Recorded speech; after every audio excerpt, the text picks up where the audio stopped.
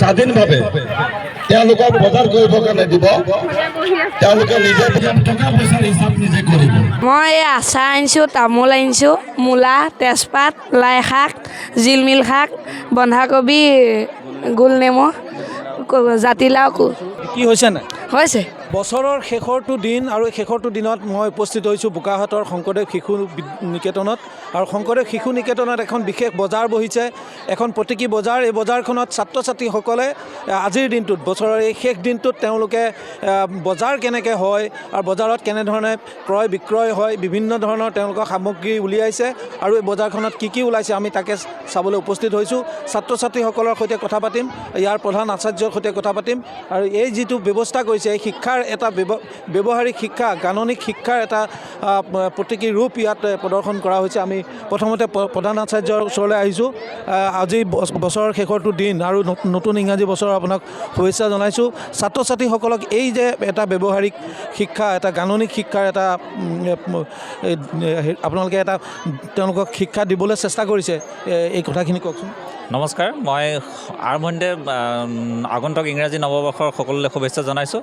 আমি আচলতে এই ব্যৱহাৰিক পাঠদানৰ অংশ হিচাপে আমি ছাত্ৰ ছাত্ৰীসকলক এই গাণিতিক ধাৰণা আৰু লগতে বজাৰ সম্পৰ্কে এক ধাৰণা দিবৰ বাবে চেষ্টা চলাইছোঁ। আৰু এই প্ৰচেষ্টাত আমাৰ যিখিনি ওচৰ চুবুৰীয়াৰ পৰা আৰম্ভ কৰি অভিভাৱক সকলোৱে খুব সুন্দৰ মানে সহযোগ কৰিছে। এই সহযোগৰ বাবে মই এই সুযোগতে আপোনালোকৰ তৰফৰ পৰা তেওঁলোকক ধন্যবাদ জ্ঞাপন কৰিছোঁ। আৰু লগতে আমি এটা বস্তু বিচাৰিছোঁ যাতে এই 2024 বৰ্ষটোৱে আমাৰ ছাত্ৰ ছাত্ৰীক এনেকুৱা ধৰণৰ কিবা ব্যৱহাৰিক জ্ঞান এটা লগতে দি যাব পাৰে, সেইটো আমি আজিৰ দিনটোত আশা কৰিছোঁ। এই দিনটো স্মৰণীয় হৈ ৰ'ব, কাৰণ আজিৰ বছৰৰ শেষৰ দিনটোত ছাত্ৰ ছাত্ৰীসকলে যি এটা তেওঁলোকে ইয়াত তেওঁলোকৰ অভিজ্ঞতা অৰ্জন কৰিছে, এই অভিজ্ঞতাই তেওঁলোকক গোটেই বছৰটোৰ কাৰণে তেওঁলোকক প্ৰেৰণা যোগাব। মই শিক্ষয়িত্ৰী আছে, নিজেও বজাৰ কৰা দেখিছোঁ, গতিকে ছাত্ৰ ছাত্ৰীসকলে এনেধৰণে যিধৰণে আগবাঢ়ি আহিছে, আজি দিনটো সদায় মনত থাকিব, সদায় মনত থাকিব। আৰু ইমান ভাল লাগিছে দেখি, তেওঁলোকেতো নিজে আনন্দ পাইছে, লগতে আমিও আনন্দ পাইছোঁ। আৰু ঘৰৰ যিবোৰ শাক পাচলি বাৰীত হোৱা, এই একদম দ্ৰোণ শাকৰ পৰা ধৰি মানিমুনিলৈকে ইয়াত আজি আনিছে ল'ৰা ছোৱালীখিনিয়ে। আৰু খাদ্য প্ৰস্তুত কৰি আনিছে, ঘৰত পিঠা পনাৰ পৰা সকলোখিনি খাদ্য প্ৰস্তুত কৰি আনিছে। তেনেকুৱা দেখি কিন্তু বহুত ভাল লাগিছে, আৰু তেওঁলোকে নিজেও আনন্দ পাইছে, আমিও বহুত আনন্দ পাইছোঁ। মই ধন্যবাদ জনাইছোঁ। মই ছাত্ৰ ছাত্ৰীসকলৰ ওচৰলৈ যাম। প্ৰথমতে এই ছাত্ৰীসকলৰ ওচৰলৈ আহিছোঁ। বিভিন্ন ধৰণৰ আচাৰ ঘৰত বনাইছানে? অঁ, ঘৰত বনাইছে। কেনেকৈ দিছা আচাৰ? 20 টকা। 20 টকা। তোমালোকে গম পাইছা যে বজাৰ কেনেকৈ হয়? পাইছোঁ। তুমি কোন ক্লাছৰ? 5ৰ। ক্লাছ 5ৰ। আৰু তুমি কোন ক্লাছৰ? ময়ো ক্লাছ 5ৰ। ক্লাছ 5ৰ। অঁ। তুমি কি আনিছা? মই এয়া ভজা বুট, পাপৰ, ৰাবাব টেঙা, নেমু টেঙা, জলফাই আৰু আচাৰ। আচাৰ আনিছা। চাওঁ, মই আৰু কথা পাতিম। ফুল পুলি আনিছে। তোমাৰ নাম কি? নমস্কাৰ, মোৰ নাম শ্ৰীমতী তিতিক্ষা কাশ্যপ। তুমি কোন ক্লাছৰ? 5ৰ। তুমি ক্লাছ 5ৰ। তুমি ফুল পুলি আনিছা। কি ফুল আছে?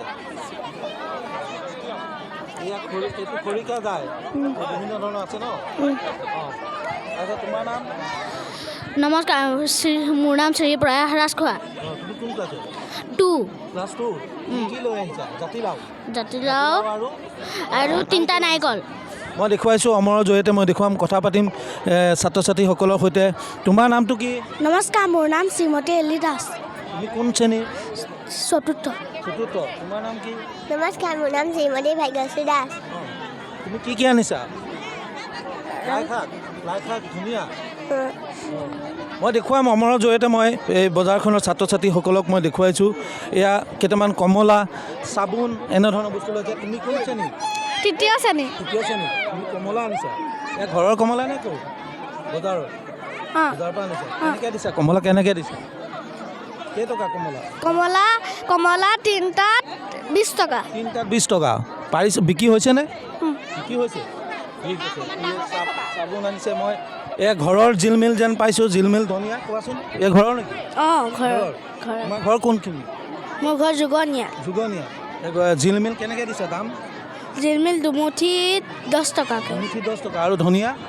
ধনিয়া দুমুঠিতে এমুঠিত 5 টকাকৈ। এমুঠিত 5 টকা। তোমাৰ ঘৰ ক'ত? মোৰ ঘৰ ইকৰাজান। ইকৰাজানত।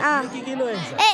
আনিছে মই নাই অনা বহিছে ঠিক আছে মই দেখিছোঁ এয়া পিঠা পনা আনিছে তুমি পিঠা পনা আনিছা নেকি অঁ পিঠা কেনেকৈ দিছে এইবিলাক পিঠা 20 টকা 20 টকা এয়া ঘৰত বনোৱা পিঠা ন অঁ তিনিশৰ পিঠা আৰু ঘিলা পিঠা আনিছা দেখিছোঁ বিভিন্ন ধৰণৰ আছে মূলা লৈ আহিছে ঘৰুৱা এয়া পালেং আছে জিলমিল বন্ধাকবি অমিতা জাতিলাও দ্ৰোণ বন ওলাইছে গতিকে এনেধৰণৰ এই যি ব্যৱস্থা এই স্কুলখনে এই বিদ্যালয়খনে কৰিছে এই বিদ্যালয়খনে কৰাৰ লগে লগে ছাত্ৰ ছাত্ৰীসকলে তেওঁলোকৰ যি অভিজ্ঞতা আজি অৰ্জন হ'ব এই অভিজ্ঞতাই তেওঁলোকৰ গোটেই বছৰটোৰ কাৰণে উৎসাহিত কৰিব তুমি কোন শ্ৰেণী 6 6 কি আনিছা তুমি পিঠা চিৰা পিঠা কেনেকৈ দিছা 20 টকা 20 টকাকৈ দিছা বিক্ৰী হৈছেনে হৈছে মই সম্ভৱ হ'লে মই সকলো ছাত্ৰ ছাত্ৰীৰ লগতে কথা পাতিবলৈ চেষ্টা কৰিলোহেঁতেন কিন্তু যিহেতু আমি দেখিবলৈ পাইছোঁ মই এইফালে আহিছোঁ ইয়াত এওঁলোকে বিভিন্ন ধৰণৰ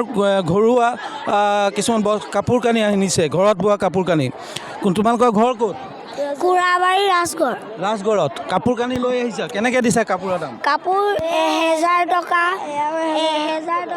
250 টকা বিক্ৰী হৈছে নাই এতিয়ালৈকে বিক্ৰী হোৱা নাই ৰুমাল 50 টকা ঠিক আছে আমি কিনিব লাগিব দেই আৰু দেখিছোঁ মই দেখুৱাইছোঁ আমাৰ জৰিয়তে এয়া পিঠা পনা উলিয়াইছে আৰু বিভিন্ন ধৰণৰ ইয়াত সামগ্ৰী ওলাইছে ঝাৰু ওলাইছে নাৰিকল আনিছে ঘৰুৱা গতিকে মই এওঁৰ ওচৰলৈ আহিছোঁ তুমি কি আনিছা আচাৰ কেৰিবেগ ঝাৰু আৰু নাৰিকল ঝাৰু কেনেকৈ দাম 30 টকা 30 টকা এয়া নাৰিকলৰ ঝাৰু হয় নেকি নাৰিকল পাতৰ ঝাৰু নহয় হয় নাৰিকল পাতৰ ঝাৰু বিক্ৰী হৈছে নাই বিক্ৰী হৈছে মই দেখুৱাইছোঁ এটি কণমানি ছাত্ৰ তোমাৰ নাম কি নমস্কাৰ মোৰ নাম শ্ৰীৰংকি চেত্ৰী তুমি কোন শ্ৰেণী 4 ক্লাছ 4 তুমি কি আনিছা আলু পিঁয়াজ আৰু লাই শাক জলকীয়া আনিছে মই দেখুৱাইছোঁ যে এই ঘৰুৱা আমাৰ বাৰীবিলাকত যি হয় তেনেধৰণৰ এয়া মেম জলকীয়া বুলি কওঁ আমি গতিকে আমাৰ স্থানীয় ভাষাত মেম জলকীয়া বুলি কোৱা হয় নেমু টেঙা আনিছে ঘৰত উৎপাদিত